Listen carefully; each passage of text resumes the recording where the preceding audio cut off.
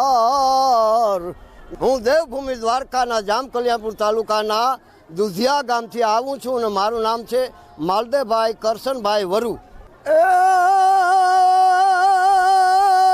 પ્રસિદ્ધ બોમકા પંચાળની ને મા ચામુંડના ધામ જ્યાં એ વંકી ધરાવન રાયું ને ઓલી ધરતી લાલ ગુલાલ ત્યાં લોક સાહિત્યનો ઝવેર જન્મ્યો ઓલી વાણિયાની નાતમાં એ લોકનો ધૂમે ગાણી અમર છે ગુજરાતમાં।